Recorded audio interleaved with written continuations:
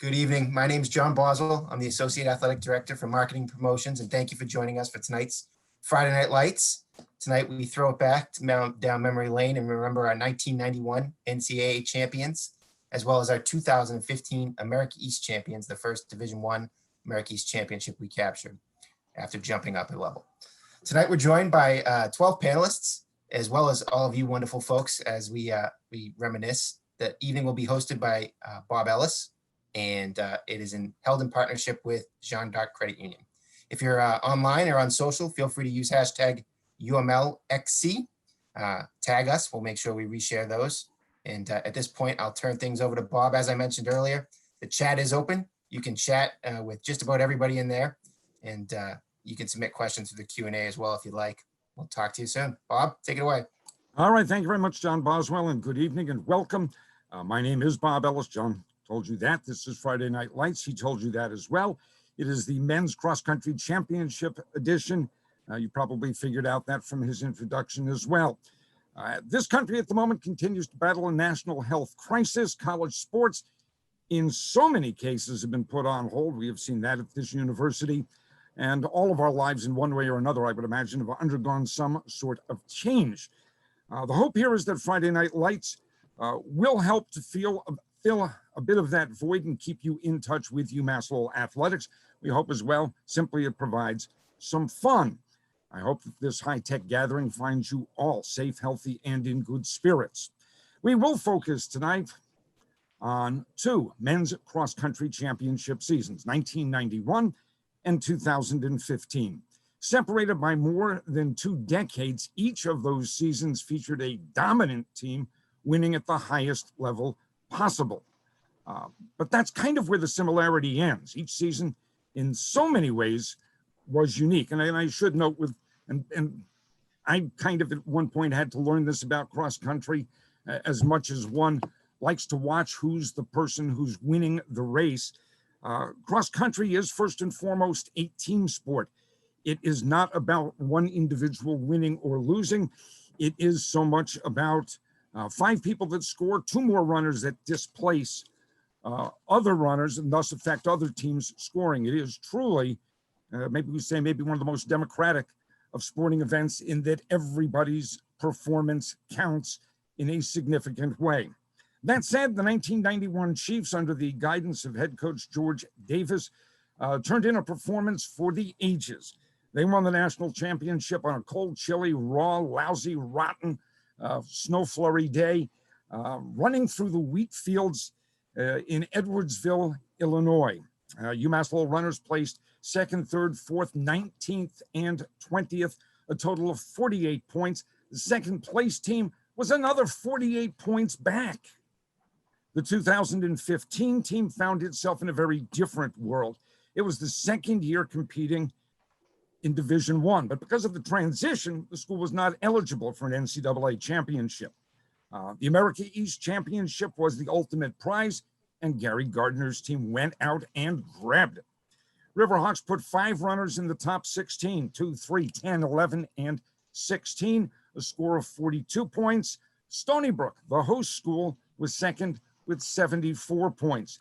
It was the first America East Championship for any team at UMass Lowell. It sent a clear message, I think, to all teams at UMass Lowell that this university was ready to compete. Don't feel sorry for yourself. Go out, get the job done. Now let's introduce the panels. First, the 1991 team.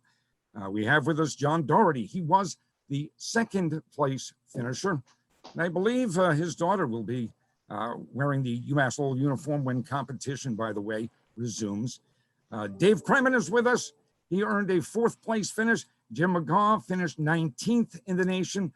The head coach was George Davis. I believe he's with us via the phone. Hopefully we'll get to see George as well and his smiling face, but certainly we should be able to hear from him. He is the founding father of UMass Lowell cross country and track and field. In all fairness, I should note as well, others among the 5 scoring runners were Michael Chamberis, who finished 3rd, and Michael Toomey, who was the 20th place finisher. Our 2015 panel, Bobby Allen, he was a senior. He finished 2nd overall. made a huge impact when he came to UMass Lowell. Paul Hogan, at that time, Paul was, I believe, just a sophomore. He finished third. He would become one of the most dominant runners, distance runners in America East, in the Northeast, and I suspect we can fairly say as well in the country. He was an All-American. Zach Ganshard finished 10th. He was our third finisher, and gone with the days of the Mohawk haircut. This was Zach Ganshard who made a difference. Patrick Donovan is with us. He as well was the team captain. The head coach is Gary Gardner. He is with us. He works with distance runners. He has been named Coach of the Year on a variety of occasions. Again, I should note also finishing in that top 5 group were John Abraham and Daharan Velasquez. We will divide the conversation kind of into 2 halves here, starting with 1991. And we'll start with a look at some video that somebody dug up, and Aaron King went to work on it. And let's take a look at 1991.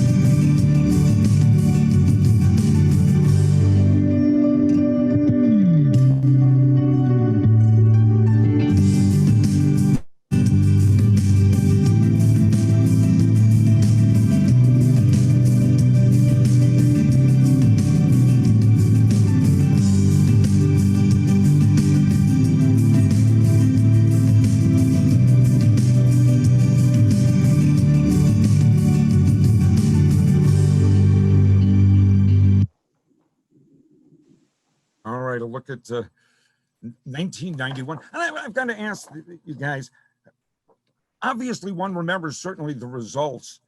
Are there other things about that day, and I'll let anybody jump in on this, but are there other things about that day that stand out? Does one remember almost every step you take in the race, or does kind of the race itself become a bit of a blur and you remember, hey, we won? And anybody can please jump on that. Jim, you want to start, or? John, I remember how cold, mic going? Bob, I remember how cold it was. And I remember George trying to tell us it wasn't that cold. And it was very cold. There was snow coming down. I gather he got you guys up at like 5 in the morning to go out run, and then kept you in the bus or vans right until it was time to get in the starting line. That sounds familiar. You remember that, Dave? I think we went for a little walk at one point, or maybe a small run early in the morning. Before breakfast, yeah. Correct, definitely. Just to loosen the legs. I still remember the, the nerves are just so crazy. Terrence White, we're at the starting line, literally, and we're all covered up. And then, he couldn't find his number, and somebody had to run back to the van to get his number, and it's on him the entire time. But the nerves were just so hoppy back then. It was crazy. But it was pretty warm the days leading up to it. It wasn't nearly as cold heading up. And then all of a sudden, in the middle of Illinois, and on that day, it was bitter cold. And there's no doubt that helped us. You got a lot of teams from the South and the West that just weren't equipped to handle the cold weather. Now, I am curious. You mentioned the cold weather that day, and we'll probably talk a little more about that. But when you won the New England Championship, somebody was telling me that was kind of a mud race. So these guys, John and Dave, had great races at that race. That was historically about 2 weeks ahead of regionals. And for folks that have ever seen the movie A Perfect Storm, that was actually the storm that was happening when we were racing at Franklin Park. It was the perfect storm. And it was unbelievable. I've never seen anything since that time that was that bad. It was torrential rain. Like you could see us running through massive puddles that day. It was crazy. Now, I do want this kind of a tactical thing, George Davis. I think you need to unmute yourself, whether it's hitting the lower left-hand portion of your screen or whether I think somebody sent me a note saying hit *6 to unmute. So hopefully we'll get you unmuted and get you involved in this. While you work on that, I've got to ask though, I mean, but does the race, whether it's Dave or John or Jim, does the race almost step by step, is that burned in your memory? Or is it more just kind of general feelings about the day and not so much about this point in the race or that point in the race? Dave, why don't you take that? It's a tough one. I think, we were so close up front and we knew going in, we were favored.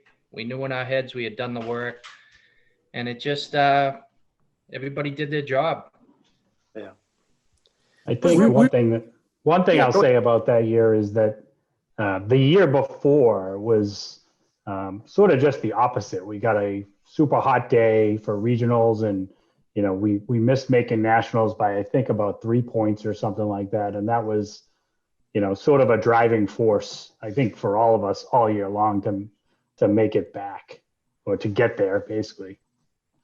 When you guys get together in August and it's training, it's getting ready, was this something that was, if you will, in your mind, we can do this, this is what this year is about? Or is that something that kind of develops maybe at a midpoint in the season as things fall into place? Or right from the outset, was it about going to and winning a national championship?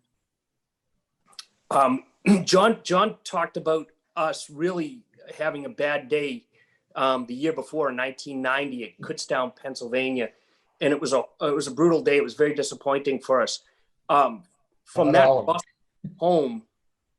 bus ride home, we were committed to winning this thing the following year. And so everybody from, top to bottom on that team went out every single day with that in mind for the next 365 days. Now, I will say, I've got a question from one of our current members of the cross country and track and field team, that is Ben Drezick. And he asks, is there any advice for the team, for this current team, as we hunt down our first NCAA Division I team appearance? Any advice you would give? You're only as good as your fifth man. And your fifth runner, men's and women's team, the fifth runner is the critical runner.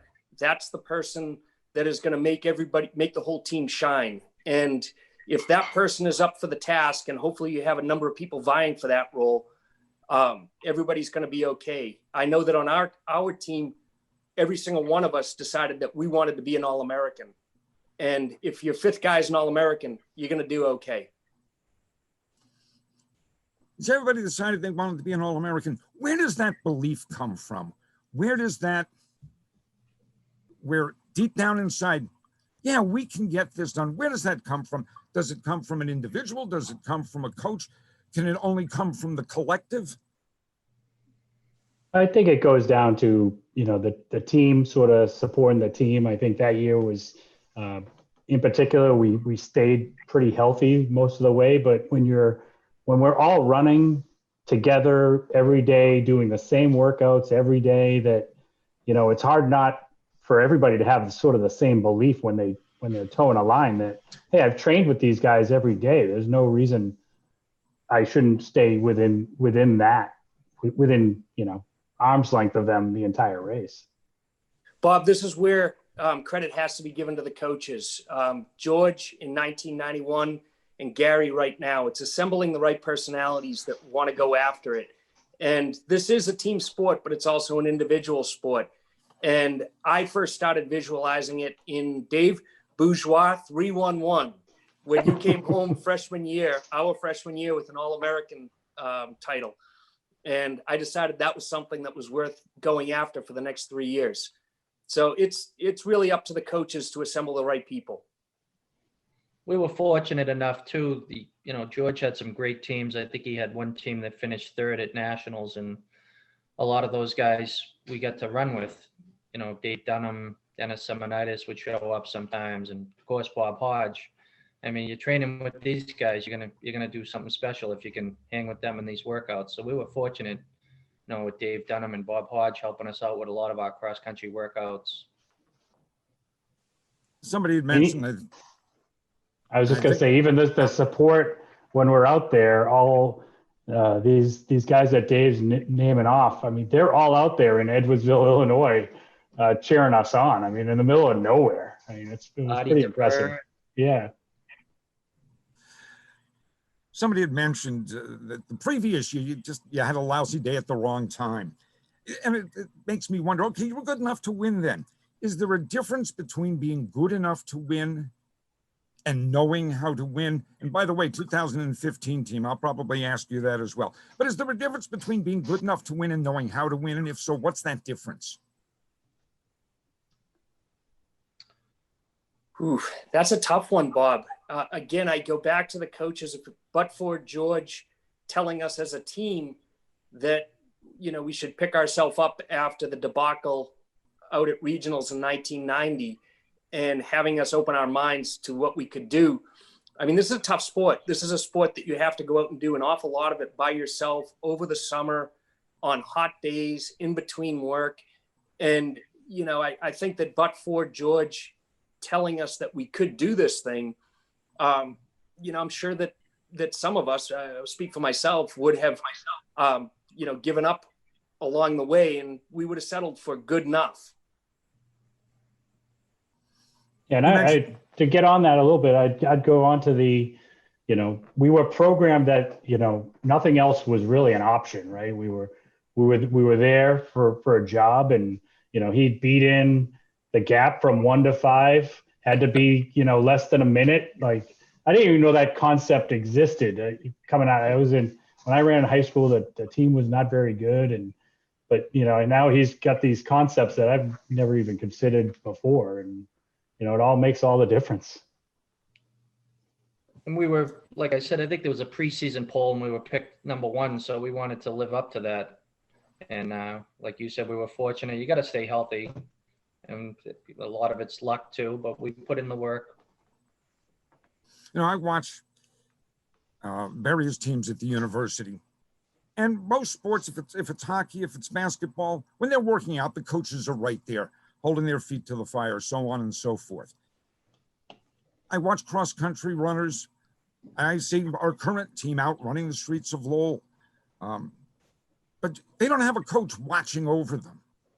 I mean, it really is, I would think, a great deal of self-discipline.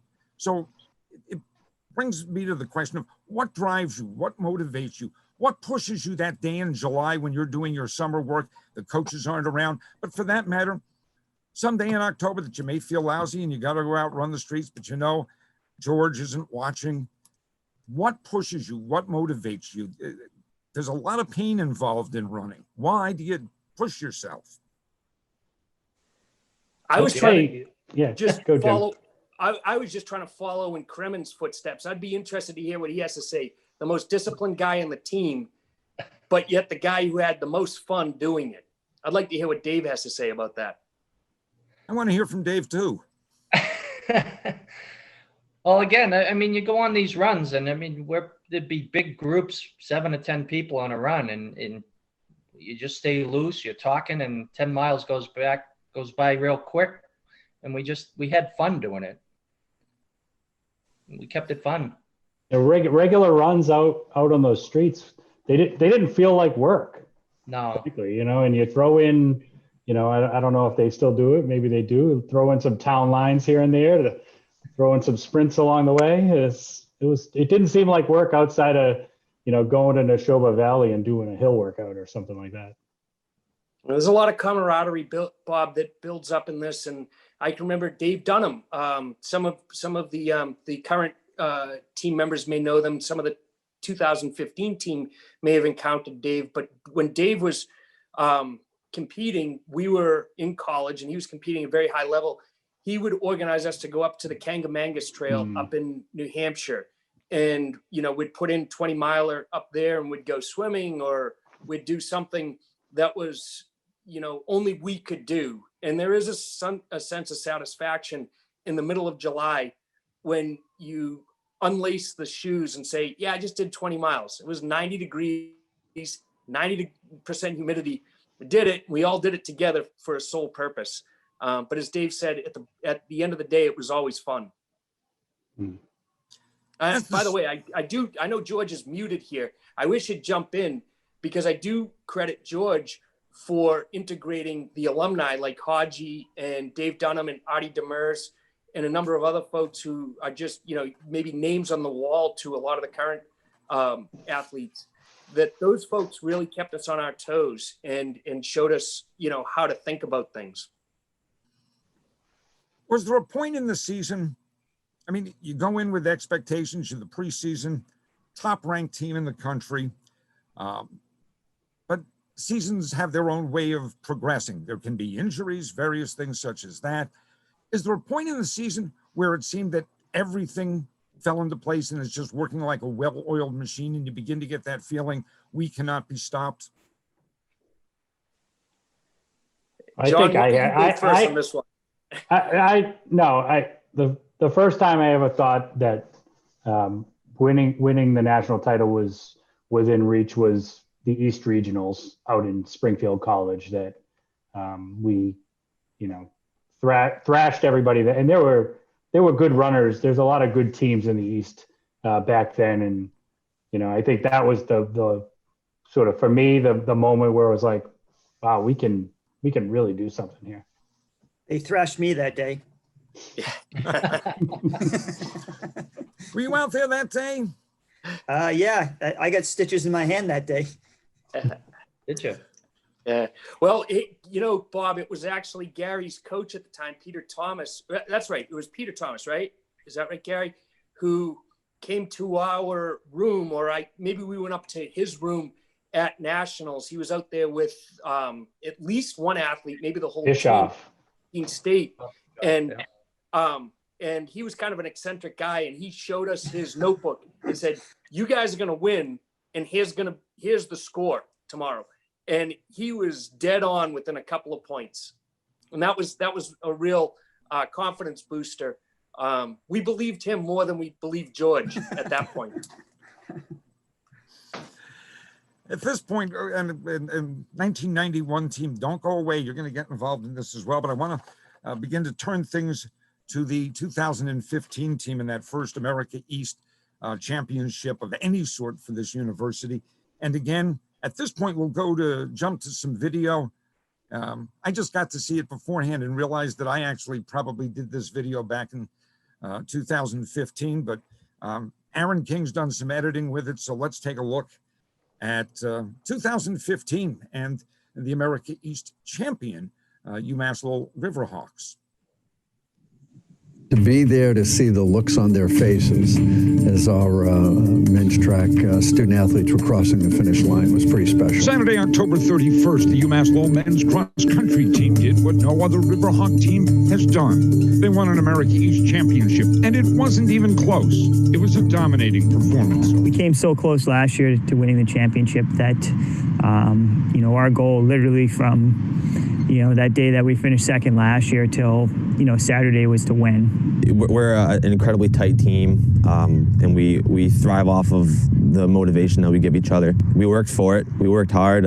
We motivated each other. We motivated ourselves, and here we are now. I started experiencing the pain around 4,000 meters, and I just kept telling myself, listen, this is your last race in this uniform. You got to make the most out of it. You got to grind through it, and it's gonna hurt, it's gonna kill. You gotta look forward to that pain, and you gotta sort of embrace that pain and use it as the fuel to get you through. Bobby Allen was the Riverhawks' top finisher, number 2 overall. Number 3 was Paul Hogan. Zach Ganshard grabbed 10th, John Abraham 11th, and Daharan Velasquez finished 16th, 5 in the top 16. Thrilled more so for the coaches and the student athletes. They've worked hard, they've worked together, and they provided evidence to everybody that you can do it and do it in a very short period of time. All right, that's a look at 2015. Bobby Allen, Patrick Donovan, Paul Hogan, you guys and Zach Ganshert, you guys, when you got together back in August, when that year was getting ready to get started, what are you thinking the possibilities were? Was this something that was on your radar at that point? Oh yeah. I mean, like Gary said, that day on the bus coming home from Maine, I mean, I think the only thing that we were talking about was winning the next year. And I think going into that season, that was really the only thing on our mind. It was either win or the season was a failure, and whenever you have guys like Bobby and Paul at the front and you get a guy like Zach back healthy, we felt really good going into it for sure. And I know Bobby. Bob, the genesis of that is, I think what Pad was your sophomore year or freshman year when we went to and got when we came in 8th. Yeah, we got 8th out of 9, and we beat Hartford, which is nothing anybody should ever brag about, beating their cross country. And I threatened that we were going to recruit past every single guy on that team, and I was going to cut them all. My inner George Davis came out that day in the conference room, and I told them that. And in the following year, Paul and Bobby had joined us, and I think Pat, 7 out of the 9 guys that year were brand new. Yeah, we had a lot of underclassmen that year. We came in 2nd, and okay, let me find out, and I'll get back to you if it doesn't work. George, it's working. We can hear you. Hello. Hi, George. It's good to have you aboard. We tip our hat to you for the tremendous team you put together in 1991. Talking about 2015 at this moment, and I'm curious, Gary, okay, you'd been frustrated. Did you know what you had when you're getting everybody together to begin practice? I suspect out in the western part of Massachusetts, out in the Berkshires in August. Did you know this team has that ability? Yeah, absolutely. And we weren't supposed to finish 2nd the year before, to be honest with you. That was, I think that was a major surprise to everybody on the team, that we came within 2 points of winning. And we had got thrashed by a few of those teams earlier in the year. And when we went there, and it almost snuck up on them and won it when nobody was expecting it. The next year, there was really only one option, and we had to win it.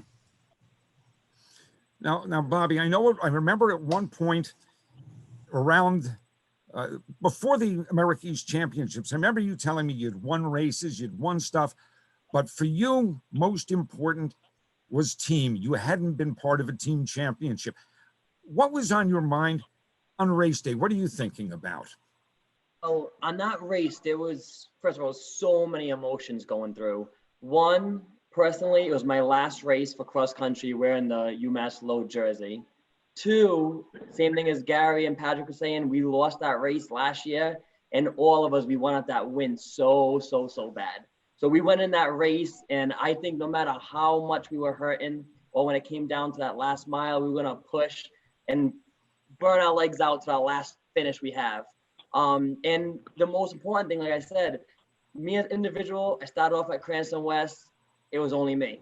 I went to CCRI before UMass Lowell. It was really only me. When I came to UMass Lowell, best thing that ever happened in my life. It was so nice to join a team with 100, cross country, and you had track in there too, 100 different athletes all together, going on coach buses, showing up to the race. And that race, and I'll never forget it the rest of my life, because 2 things. 1, I'm gonna love every other athlete after us, but we will always be the Division I UMass Lowell cross country championship. So we're kind of like the history of UMass Lowell. And 2, it was so nice to win something as a team, finish, and have that feeling of accomplishment and finishing a race with all the different emotions going around. It was just such a great day, and it was such an honor to be part of that team during that time. Paul Hogan, you were just a sophomore then. You had come to UMass Lowell knowing that at least for a couple of years you weren't going to compete at the NCAA level. You had a guy like Bobby Allen there. What were your thoughts as you get ready for that America East Championship? Yeah, I mean, the team has worked so hard before that. Since that main meet we had in Orono, we just wanted to grind and just get the mileage in the summer and just focus on day to day and all the things we had to do. And then leading up to that point, we executed perfectly and just, yeah, it was a very surreal moment. Like just losing by 2 points is a nail biter, but we worked so hard over the summer and kind of kept us, like, we kept each other accountable during the fall and just kind of just worked off each other. It wasn't an individual, thing. It was just, we kind of grabbed everyone else's energy and we just kind of basically went on top that day. So yeah, it was a good memory, and we'll never forget it for sure. Now, Zach Ganshard, I got to ask you, and I had made comment earlier about you having a mohawk, I think the year before, maybe it was the year before that. Like 2 years before, yeah. 2 years before that. For whatever reason, 2015, it is as if everything fell into place for you. I don't know if there was a particular change in your mindset, but how do you view 2015 and that championship? Well, for me, my story is a little different than Pad's, Bobby's, and Paul's. I was not on the top 10 squad the year prior when they came in second. I was like the 11th or 12th guy. So I was kind of the bum that was just kind of dragged along as like, that in case one of the guys falls off, I join the race. But I wasn't even involved. And I just remember being on the bus afterwards and being bummed about two things. The first thing was that we had lost by, what was it, two or 3 points. And the second was not even being able to have done anything about it. Not even being able to have run that race. And like I said, I just remember feeling like such a bum, just like feeling down about myself. And I think that was like the first step that kind of transitioned me from being that kind of back end varsity guy to like being a person who was going to make a difference on the team. That was really the first step. And then as summer rolled around, I just got my miles in. I was coming off of like a 2-month period where I had a stress fracture. And as soon as I was given the okay to run, I just went for it, started clicking off like 70, 80 mile weeks, and it ended up working out in the end. But like I said, yeah, different story from Pad, Paul, and Bobby. Pat, I got to ask you, you're the captain. We heard Paul and Bobby and Zach, and we even heard Gary Bully talk about teams coming together. What's kind of the glue that holds a team together? And I say that remembering at the time, your personality being kind of a large personality. Yeah, I like to talk. But no, I think it's like two separate things. One, like, obviously you gotta have guys that just, that like being around each other. And I think with this team in particular, I've been a part of a lot of teams just in my life, whether it be between, track, cross country, baseball, and I've been a part of a lot of successful teams as well. But as I think back on all the teams I've been a part of, and this is probably the most tight-knit team I'd ever been a part of. And I think these guys would echo the same thing. So I think, one, you got to have a group of guys that just like to be around each other. But two, there also has to be, a competitiveness towards your opponents, but there's got to be a competitiveness within the team as well. Every single guy within that top 10 to 12 guys, some of them are not on the panel right now, but everybody was vying to race in that race. And every guy that, had the honor and the privilege to run at that conference meet, they earned it, but they also knew the entire year that, hey, there's somebody else on the team, gunning for my spot. So I think, you've got a group of guys that love each other and respect each other.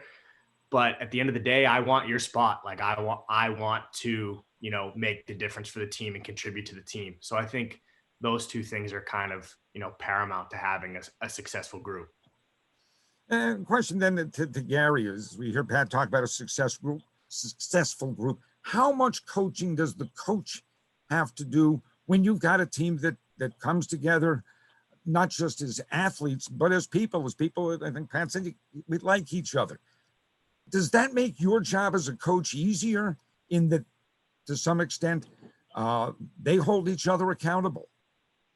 Yeah, this was a pretty easy team to coach. It was stay out of their way and just make sure you don't give them too much. I think the hardest part with the way we do things, and you can kind of see that year to year, is for kids not to lose confidence early in the season.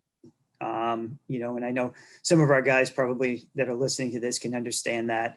We're not a very good team in September or early October. Probably since I've been there, we've gotten beat by a lot of bad teams in September and early October, but we always turn into a good team by the end of October into November. So the hardest part for me is just keeping their confidence up that we're doing the right thing and we're on the right track. So that was probably the hardest part. Other than that, you don't spend a lot of time coaching teams like that. You just stay out of their way, make sure you're giving them the right workouts and just let them do their thing. I have a question that's sent in by Kevin Powers. He says it's for Pat and for Zach. How did the influx of talented recruits, potential of not making the conference team, affect how you approached training? Did it, I guess he's saying, did it light a fire under your butts? Yeah, definitely for me. I mean, at least for the guys that were like a few years younger than me, I had Abe and Daher right on my heels pretty much every race, every practice. I just knew that, like, it's like Pat said, like, I knew that I had guys that were, not that I was going to be bumped off the varsity squad, but I knew that I had guys gunning for my my third spot that I had been consistently kind of finishing in, and definitely lit a fire under my butt. I could probably speak for Pad too. But yeah, Pad, you chime in too. No, yeah, same. Absolutely echo that. For me, it's interesting. Johnny Abe he's a Lowell guy. I'm a Lowell guy. So, I did all of my training over the summer, mainly with him. So you see a young kid like that, that's an absolute stud. And it's only going to push you. But yeah, the team is only, Gary keeps bringing in guys who are faster and faster. And we'll text him, during the fall, the spring, the winter, and be like, I couldn't even make this team anymore. So Gary, that's just dumb that you got 5 guys that are running 14:30 or better. Like that's just stupid, man. Exactly. So that makes us look like junk. Yeah, you come in when we were D2 and I was one of the top recruits, and you get these really fast kids, and it's only better for the program and it's only better for you. Like Zach said, it just kind of lights a fire under you to work harder. Yeah, I knew that I was never going to lose to Skelly or Fontaine, so that's all that really mattered. Hey, Zach, Skelly has got a question for you. He says, what is Zach Ganshard's drink of choice? He also wants to know what Paul Hogan's favorite pre-race breakfast is. We'll let Zach go first, but Paul, we're coming at you.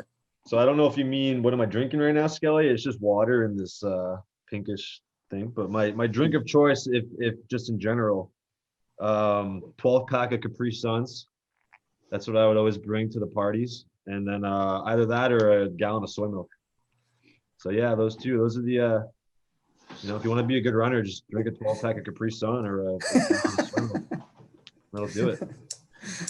Oh, Hogan, what's your favorite pre-race breakfast? Probably just oatmeal, maybe like a banana, some peanut butter, almond butter. Yeah, just something light on the stomach. Lots of water, though. Lots of water, especially if it's hot. Now, I remember when we would talk, and then I don't know if it was 2015 specifically, but throughout your career, you paid as much attention to nutrition as anybody around. And when you look at things, what made you a success? How much is just, you've got some talent. How much of it is various things that you did? Is there one thing you point and say, this was the key for me? Yeah, I mean, it's everything, every little thing you do adds up. Like all those 1% add up, and that's how you can get ahead of the competition. If you, eat a little healthier, get enough sleep, and, just do core or stretching, like all those little things can get you on top of the competition, because everyone at the end of the day is going to be doing the same thing as you. So you got to make sure, you're always taking care of yourself, because sometimes life hits you with a bullet, and, you might get sick or something. So you got to just take care of yourself, take your vitamins and stuff. And yeah, but yeah, you have to enjoy the occasional slice of pizza and cake once in a while. Can't be going crazy. You'll lose your mind. So. Bobby I Allen, like what was pizza, your right? approach? Well, go ahead. No, I was just saying Pad likes pizza. It looks like he likes pizza a little bit. Yeah, dude. I've gained like 40, 50 pounds since college. Oh, Whatever. yeah. You can tell. I was going to say, Bobby Allen, what's your secret to success? All right, so I'm kind of a unique breed in a way. Oh, you're unique. We know that. So my advice was, so during college, I wanted it all. So I wanted to do school, I wanted to be a great athlete, and I wanted money. So I did all three: school, athlete, and work. And my biggest And he didn't advice sleep. was- yeah. And sleep. Sometimes it'd be less sleep, sometimes it wouldn't be sleep. It all depended on the day. But the most important thing was, if Gary said, be here at this time for practice, and remind you as an athlete, running cross country and track, there's no days off. In a way, you basically have practice Monday, Tuesday, Wednesday, Thursday, Friday, Saturday, Sunday. So my advice was, no matter what your coach said, whatever time was practice, I would be there at that time. And during that practice, I would train my hardest. I'm curious, and let's at this point open it up to both panels as we talk about this. I'm curious, when you're in a race, whether it's a championship race or any other race, okay, you know how you're doing. You kind of know, okay, these people are around me. Maybe you know where one or two teammates are, but you don't know what the whole field looks like. When you're in a race, are you aware of how the team is doing, or are you aware only of how you're doing? You know when you're not doing well. I would echo that. Gary can give it away pretty easy. I usually go, if you're not doing well, I usually go away. Yeah. I don't wait for you. That's the thing. If you're running, if you're not in the top 7, you're on your own. Right. In other words, The whole race is a blur, but the only thing I do remember in every race is I could hear coach's voice. so if you're not hearing the coach's voice, there's a problem. Exactly. If Gary's swearing at you, you know you're doing good. If he's silent, you know it's a hell walk. Well, let me ask both Gary and George Davis. I can't see you. I know you're there. You can chime in, please, whenever you want. But Gary and George, what is your approach on race day? What are you hoping? What are you as an individual? What's your job that day? Go for it, George, if you can hear us. Hello, can you hear me? Yes. Yes, we can. Oh, this is the first time I've been saying this for an hour. I've heard all the conversation. And I agree with Gary. You just have to keep people together on that last day, especially before big races. And I always try to do something different that I don't do during the year and maybe never done with the team, so that they give them something to think about. Oh, why are we doing this? That's fine with me. You're not getting all upset about the race. You're worried about why you're doing something. And that's one of the reasons in 91 we ran it early in the morning, and we didn't have to do much of a warm-up once we got to the place. And by the way, the wind chill actually was below 0 that day in snow. So it wasn't a nice 34-degree snowstorm. It was really brutal. And the wind was blowing. So I truly got out of the way. That day we sat in the van. Now, can I just say something about, doing things different? There was a particular workout. I'm sure Jim and Dave will recall. We did this workout. We called it the golf ball workout. We could only do that when we went to nationals, We never did it any other time. If we went to cross country nationals, we'd go to Hickory Hill and we'd pair up in teams of 2 and 3, and we'd run down the fairways with a tennis ball, and you'd have to throw the ball and alternating shots and everything. And once you hit the flag, you go to the next hole, and you're running a golf course as fast as you can, not realizing you're working out because you're doing this like sort of fun competition along the way. And that was one of those things that we only did one time or twice in my career. Yeah, we started that workout with throwing golf balls, but we played about 2 or 3 holes, and then we realized, and this was years before 91, then we realized someone's arm isn't going to be left on a golf course because you can't throw a golf ball very well. And then, of course, when it went in the water or on the ice of the ponds, you were done. So we went to the tennis ball, which was much easier to control and much easier to work with. And it was quite a workout. Pulse rates got up in that, and a lot of people, I think, still remember whether they won or didn't win and who cheated. Two-time champ right here, just saying. Because when you have Dave Kremen, who pitched right-handed in Little League in one game, in the next game he had pitched left-handed, he was a real asset. I never won it. Golf ball workout. Never won the golf ball workout. I think my partner threw it in the water. Go in the water and get it. But there were years where we had to break the ice. So we'd get another tennis ball. But when it was just water, you had to go in and get it. Where were the golfers? I still wonder where the hell the golfers were. I golfed Monday. The golfers. Well, I golfed on Monday. This would be like the week, right? Yes. Yeah, you're right. Week in between regionals Right. and that. I think so. Right. There were 2 weeks, so we used that one. That was usually a Friday workout. That's funny. Now, Gary, I'm curious because we heard Bobby talking about hearing your voice, and we've heard Paul talk about hearing your voice. What is your approach to a race? What's your job on once the gun has sounded? Go out to the part of the course where there's the least amount of people so they can hear what I'm telling them. Whatever it takes to get to that point in the course, get out there so that they can actually hear what I'm telling them, and whatever little instruction can help in a cross country race. Not too much can help. Maybe a little motivation.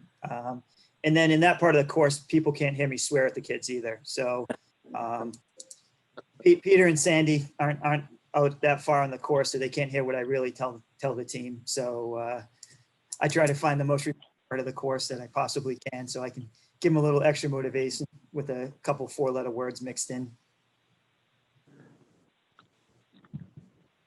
Kind of a question somebody submitted for Jim McGaw. Says, whoever the writer is, said you won the Nationals with a team of 3 Chelmsford guys, a Lowell guy, a Billerica guy, a Lynn guy, and then the outsider from, and then you were the outsider from faraway Dorchester. How'd you fit in with all these MVC guys?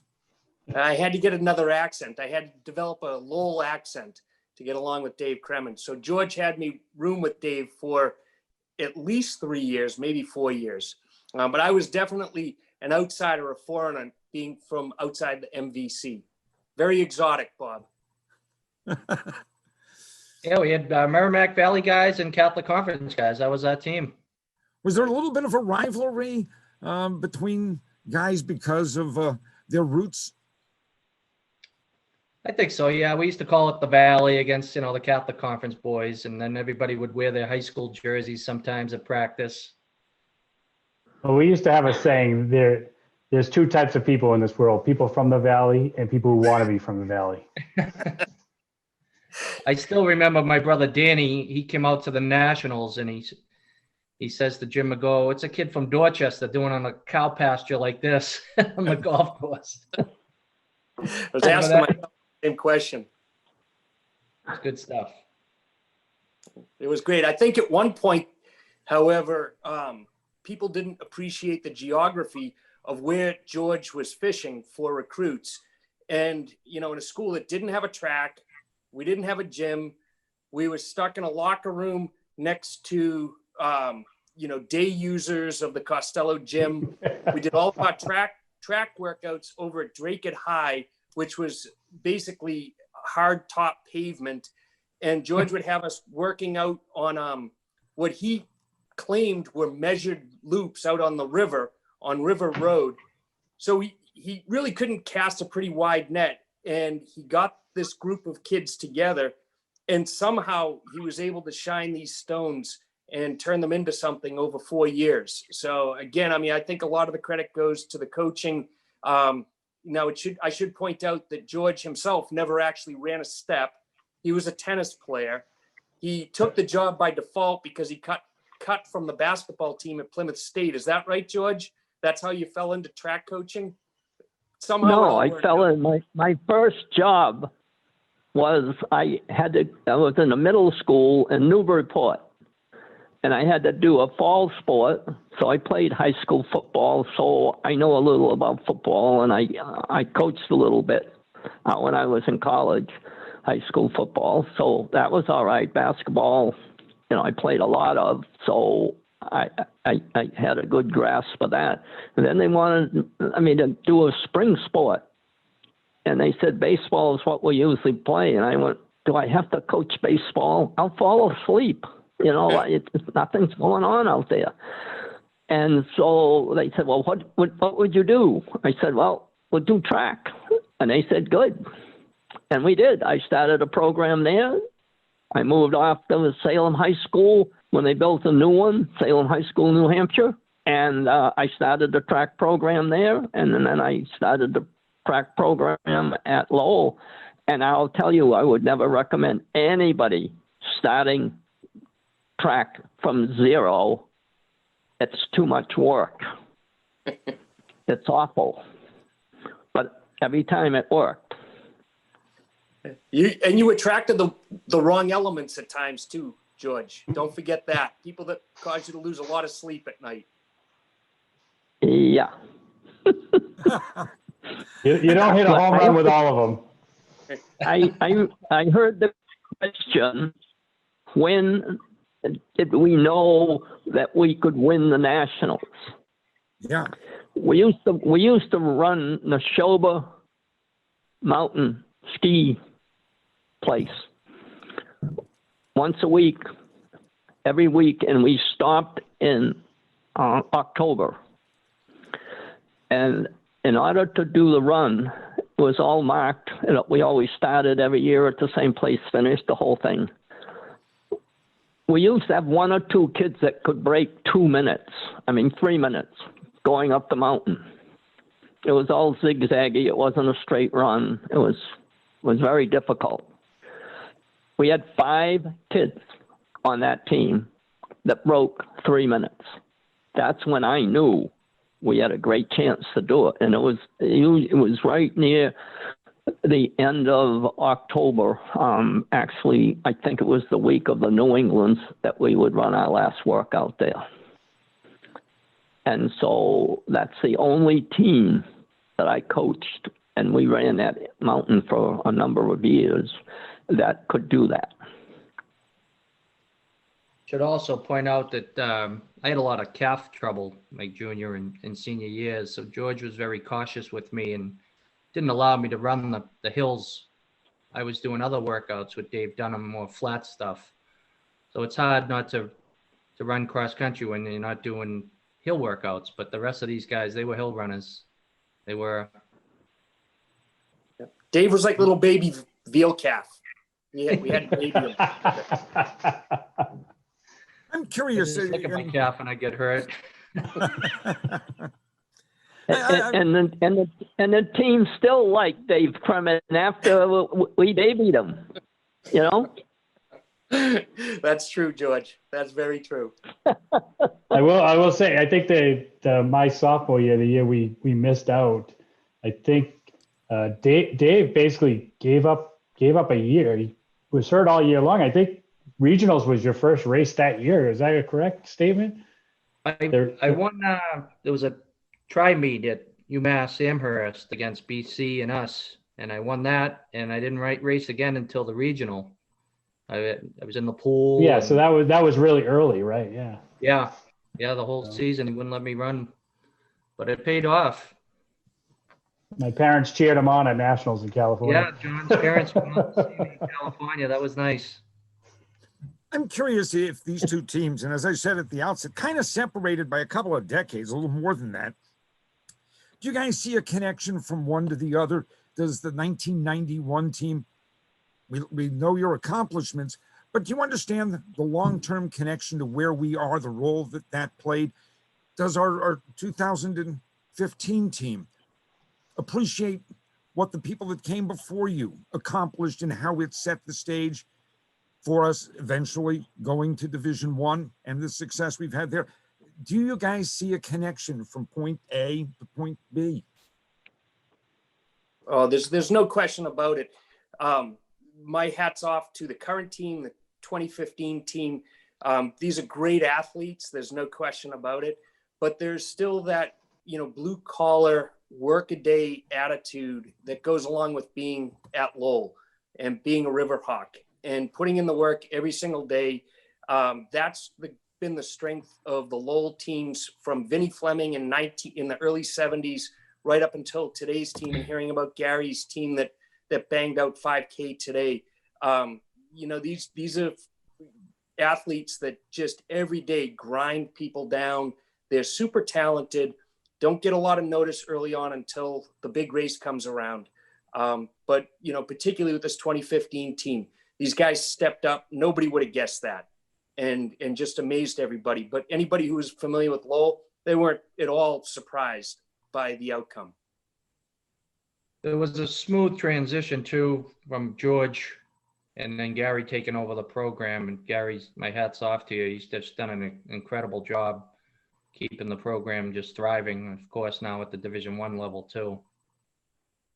Yeah, I give George a lot of credit for that. I came in and we spent 1 year together, and that first season we were 6th at the NCAAs in cross, and basically as soon as I got here, he said, "Here are the keys. I'm here to help you." So it really, and he stayed involved in the program, which is huge. I think for everybody, just to make that transition as smooth as possible. And I give him a lot of credit for setting everything up and making the transition for me as easy as possible. I can tell you from my standpoint, it is nothing could be better than creating what we've created when I was there, and to see it blossom to what it is today. You got to be kidding me. So many of my colleagues that retired, they got nothing like that. And I'm sitting here going, oh yeah, I just love it. Because, you put so much into it, and then if it dwindles down, it doesn't matter what you did. No one's going to remember it. But when you see it up where it is now, then that's what Lowell track is. I couldn't be happier. I love it. And I love the athletes and what they do and how they approach things. Just a great, really wonderful experience for me to go through in retirement. I am curious for those in this group that are local. Paul, you're from Burlington. Pad from Lowell. Zach, I can't remember where, but I know it was Massachusetts that they were a little to the west of us. Yeah, Walpole. Yeah, Walpole. Were you aware of Lowell? Were you aware of these guys when you were being recruited that had come before you? And I'm curious, especially Pat, because you're growing up in Lowell. Did you know about UMass Lowell? Did you know about 1991? Were those something that your coaches had told you about in high school? Oh yeah. So Coach Maya was my coach all through high school. He's a ULowell track alum. Scotty Ouellette was a coach of mine as well. He's cousins with Dave. So, and I actually was my senior year chasing down Dave Kremen's indoor 2-mile record that he had for like 25 years or something, Dave?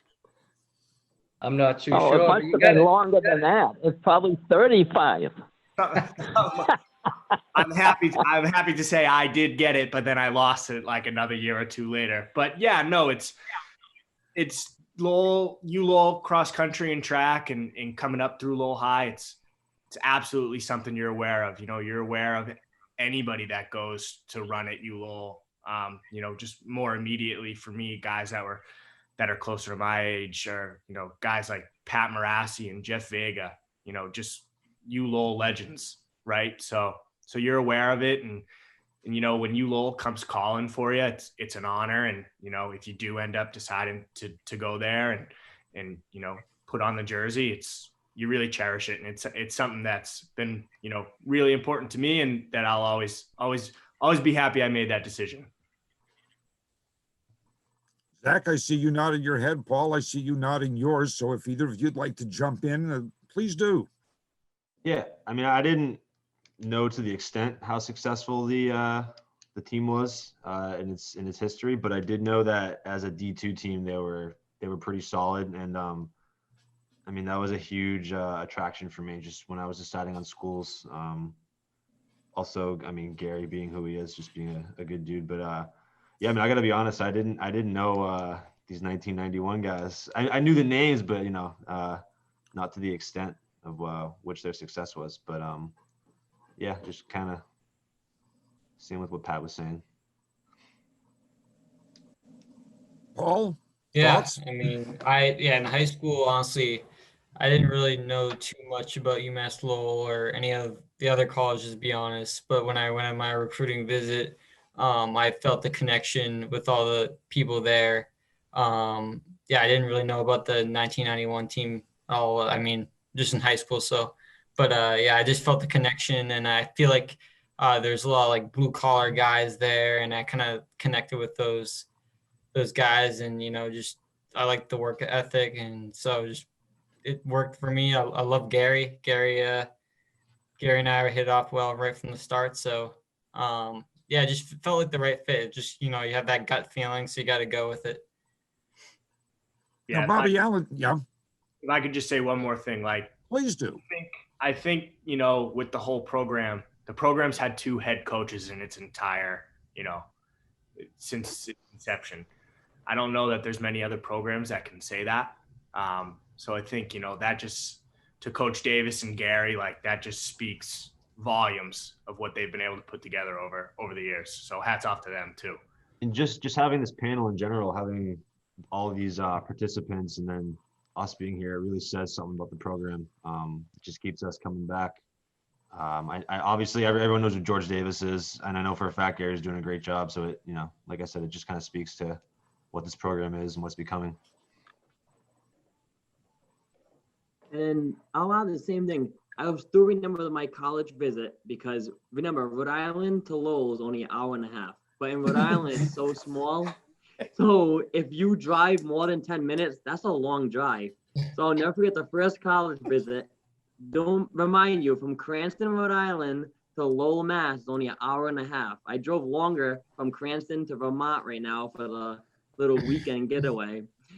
And I literally packed a lunch. I'll never forget that. Then I walked in to the athletic center, and I remember I met Coach Gary, and then Patrick was actually the person giving me the tour of the whole campus. And it was my first college visit too. I had 2 other colleges booked in, but as soon as I met Gary, as soon as I met Patrick, and I met some of the team, and it's the vibe they gave, I was like, I have to go here. I need to go here. This is a school for me. I want to go. Let's do it. And I remember telling Gary, sign me up. I'm ready for it. Let's train hard. Let's get this done. And I'll never forget that the rest of my life. And I think UMass Lowell really it's really like a big stepstone. It was a chapter at the end, because I started off at Cranston West, went to a community college, finally got to a D1 school, graduated, got the job, So it was definitely from once I graduated to now, I'll never forget UMass Lowell and how it helped me become the man I am today. Bobby showed up looking like Paulie D from Jersey Shore. He had a matching Puma sweatsuit on with fluorescent colors everywhere and with his accent. And I grew up in North Attleboro, so not far from Cranston. And as he went out on his tour, every kid on the team came in and go, "Who the fuck is this guy?" that was literally like, I think that was everybody's reaction. And he won 4 junior college national championships. So he's our guy. And then the next year we're at the Manhattan invite, and he's not on the team yet. He warms up with us and he goes and he finishes second. We're like, all right, Gary, we like this guy. Yeah. And then the next time we went back to Iona the next year, and he beat the NCAA steeplechase champion from Arkansas in his first college race for us ever. He beat Daniel Cabene, who ended up running 8:21 that season in the steeple and finished third at the NCAAs. And Chris Bucknam, who's the Arkansas coach, is actually a Massachusetts guy. He ran against John Mulvar in high school, and he walked up to me, and from that day forward, he thinks I'm the greatest coach on the entire planet. Because we had, I think Paul was a freshman. He's probably right. Yeah, Paul was a freshman and finished 4th, and we went 1-4 on his team that was ranked 2nd in the country for a team that he had absolutely never heard of. And the year before, we were 8th in our conference meet. So, which being 8th in America East is nothing to brag about ever. So, yeah, but it was a pretty funny first race in uniform for Paul and Bobby on that day was to go 1-4 in Arkansas, which was just pretty cool accomplishment. I will say, as an outsider, like to where the team is today, I love the fact that the entire track team is really good, that there's a conference. Like I don't even know if we even had a conference back then. Conference meets were run like simultaneous to other things. There really wasn't a conference. We didn't know context of a conference, and the team was for the most part led by the distance runners. And we had a couple of great teammates that were sprinters and shot putters, but we had no real depth on the team. I remember when my daughter was recruiting with Gary last year, go out there, he's like 140 kids on the team. I mean, that's just insanity to me. I love it. Yeah. So Bob, getting back to your other question on the connection between, whenever this program started, getting back to Haji and all those guys and Dave Dunham and all the way down the line, is I feel like every year or two, the bar goes up, the ceiling goes up, and what these guys think they're capable of. The guys we have now on the team, high school PRs, are no different than the guys from the 80s, the 90s. I mean, our top guy was a 950, 2 mile, in high school from, North Middlesex, nothing special, and, our number 2 guy was a 420 miler from Marshfield, and he ran 14:01 on the track by himself, last week. These guys aren't any, the guys that are on this panel aren't any better, than the guys I have now.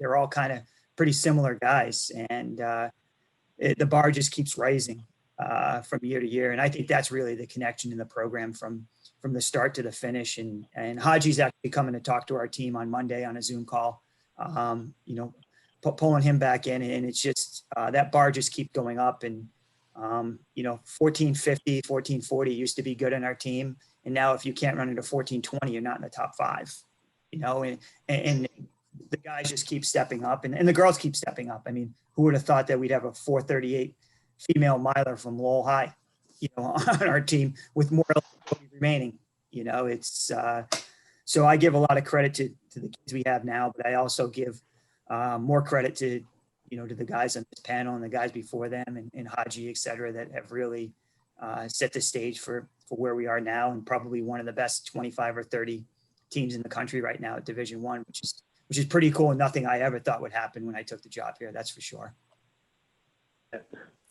Why did it happen? I'll tell you. Yeah, George, go ahead. Yeah, I was just going to say that when Dave Dunham was running for us, we ran against Dartmouth. We usually opened up at Dartmouth and we ran there. And Dartmouth's saying is that they lost 2 meets that year, to Arkansas in the NCAAs and to Lowell in a quad meet at home. They never got over that one. Hey, That Bob, was- I don't know they where we were- are in time, but George, Yeah. we would be remiss if we didn't take our hat off to your caginess. The coaching was great, but you always read the rules and understood the rules better than all the other coaches. And Gary, you mentioned Bobby Hodge. Hodgie had, I'd say, an extended experience at Lowell that started in the 70s and wasn't quite complete in 1991. And somehow George Davis found out that in Division II, Bob had a season of eligibility left for cross country that he just kind of announced to us as we were warming up one day as a message to everybody who was vying to be in the top 7 that Hodgie was available and he was lurking around, and having a guy who was at the time probably close to 40, but who would come in 3rd at the Boston Marathon looking to take my place away from the team was motivation enough to keep me on the straight and narrow for that whole season. But by the way, he never had any more eligibility, but it was a good story to keep you guys thinking. Well, he also didn't have the diploma to refute that story. So we'll leave it at that. I will That's mention its one own- other thing about Bob Hodge that I wanted to throw in, because for several years I wrote the stories on the website about cross country, track and field, and every time I would call Paul Hogan, our first Division I All-America, I'd get an email from Nate Jenkins, who would remind me that Bob Hodge became a Division I All-American after his performance in the, I guess, Division II NCAA championships that allowed him to thus compete in the Division I championships, and he did gain All-America status. So just as I hear people refer to Bob Hodge, I did want to throw that out. The other thing I wanted to mention with Bobby Allen, and it finally came, my mind finally clicked. I think it was in Van Cortlandt Park, his first year in the cross country event, Van Cortlandt Park, that Iona hosted. And I think Bobby Allen shocked everybody down there. I recall he won the thing. And I guess we were a little bit surprised, and maybe Gary wasn't, but the rest of the nation seemed to be stunned that day, because I mean, running against teams from Arkansas and various other places, that was just a stunning performance. Yeah, I think he was national athlete that week. Yeah. I think the Coaches Association voted him the National Athlete of the Week, which was pretty cool. Our second year in Division I, and we have a National Athlete of the Week, which is pretty neat. I think I still remember when me and Gary had a conversation probably a few weeks before that too, when I finally decided to go to UMass Lowell, and I was so pumped and excited.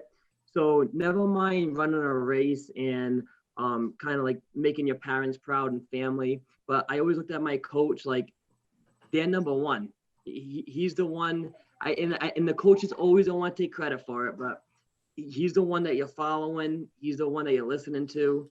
He's the one that you're always running the races. You're listening to the guidance. And I just wanted to make sure that when he decided to recruit me and I was coming to UMass Lowell, I wanted to make him so proud. And that was every single race. Every single race had so much pressure on me. And I would listen to everything he said right to a T.